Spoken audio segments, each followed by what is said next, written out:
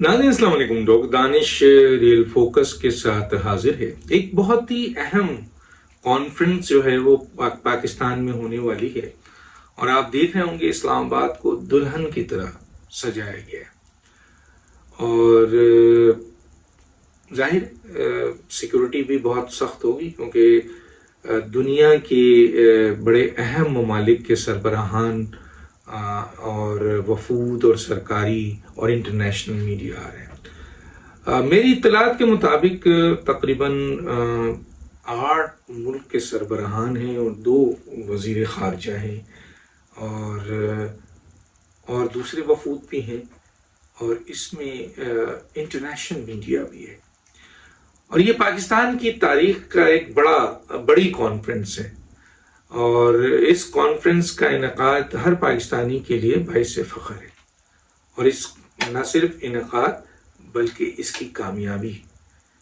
तो ऐसे मौके पे जब पाकिस्तान का हर शहरी जो मुल्क के अंदर हो या मुल्क के बाहर हो वो बहुत मुतमईन है कि पाकिस्तान का इमेज दुनिया में उजागर होगा और पाकिस्तान के ऊपर जो पिछले चंद सालों के हवाले से एक आइसोलेशन की पोजीशन थी दुनिया में उससे वो ख़ात्मा होगा और ये बहुत बड़ी कॉन्फ्रेंस है और ये पाकिस्तान के लिए एक एजाज़ की बात है। अब ऐसे मौके पे पीटीआई का एहतजाज जो है वो 15 अक्टूबर के लिए फिक्स किया गया। मेरी इत्तलात के मुताबिक पीटीआई के अंदर बहुत शदीद इख्तलाफ है, ग्रुप्स बन गए हैं और एक ग्रुप ये कहता है कि जी ये इख्तलाफ ये नहीं होना चाहिए, ये इससे गलत इमेज जाएगा, कॉन्फ्रेंस की कामयाबी हर पाकिस्तानी की कामयाबी है, चुनांचे पीटीआई एक मुहिब वतन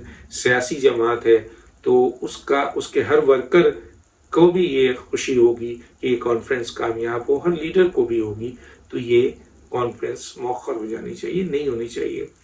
दूसरा ये था कि जो एक ग्रुप है, ख़ास तौर पे कहा जाता है कि मुल्क से बाहर जो 2-4 अफराद हैं जिनका आपस में भी रब्ता है और वो अहम तरीन फैसलों में मौजूदा जो पाकिस्तान में क़यादत है उसके ऊपर दबाव डाल रहे हैं कि हर सूरत में 15 अक्टूबर को एहतजाज होगा। इस पे सवाल ये बनता है कि अगर ये एहतजाज किस लिए, ये एहतजाज अगर रूल ऑफ लॉ के लिए है या आपका जो मैंडेट चोरी हो गया उसके लिए है या आवाम के मसाइल्स के लिए है, उनकी बेहतरी के लिए है, तो फिर ये सिर्फ 15 अक्टूबर को क्यों?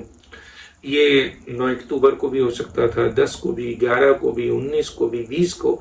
तो इसका जवाब कहीं मिलता नहीं है। मैं जब किसी से पूछता हूँ कि भाई ये 15 ही अक्टूबर को क्यों, जब ये कॉन्फ्रेंस हो रही हो जिसमें पूरी दुनिया का इंटरनेशनल मीडिया भी मौजूद हो, ऐसे मौके पे आप डी चौक पे आकर मुजाहरा करेंगे। हुकूमत, कोई भी हुकूमत होगी, पीटीआई की हुकूमत भी होती तो कभी अलाउ नहीं करती कि इतनी अहम तरीन कॉन्फ्रेंस में कोई आए, तो जाहिर ये क्लैश होगा तो एक गलत इम्पैक्ट जाएगा, पाकिस्तान की बदनामी होगी।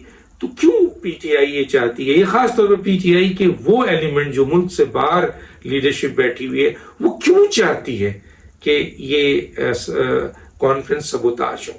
क्या ऐसा तो नहीं कि ये जो लीडरशिप बाहर बैठी हुई है ये आला कार बनी हुई है उन लोगों के जो मुल्क में बैनुल-अक़वामी ताकतें जो मुल्क के अंदर इंतशार चाहती हैं, सबूताज करना चाहती हैं, किसी न किसी तौर पर अपने मफादात के लिए वो उनके आले कार बन गए। बार ये फैसला पीटीआई को करना है कि इसका इमेज कितना गलत जाएगा, क्योंकि जो एपीसी हुई फ़लस्तीन के साथ इज़हार यकजहती के लिए, उसमें भी कहा यह गया है कि ये फैसला डिस्ट्रीब्यूट हुआ, 2 ग्रुप बने।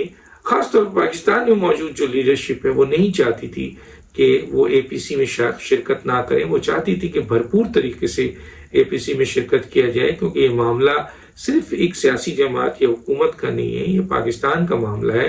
क्योंकि फ़लस्तीन के बारे में हज़रत क़ायद-ए-आज़म मोहम्मद अली जिन्ना का स्टेटमेंट मौजूद है और ये पाकिस्तान का इशू है। सबको इस एपीसी में खड़े होकर इस اس فلسطین کو سپورٹ کرنا چاہیے تھا.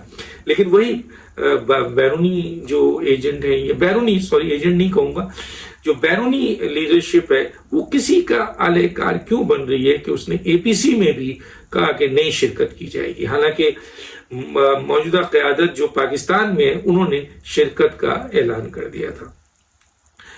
اب اس پروٹیسٹ کے حوالے سے جو 15 ہے ان میں میری 3 پی ٹی آئی کے اہم ترین لیڈر سے بات ہوئی. انہوں نے کہا کہ ہمارا نام آپ ڈسکلوز نہ کریں لیکن ہم آپ سے شیئر کرنا چاہتے ہیں. وہ پاکستان پی ٹی آئی کی یہ لیڈرشپ میں بڑی محبت ہے، پاکستان سے محبت ہے.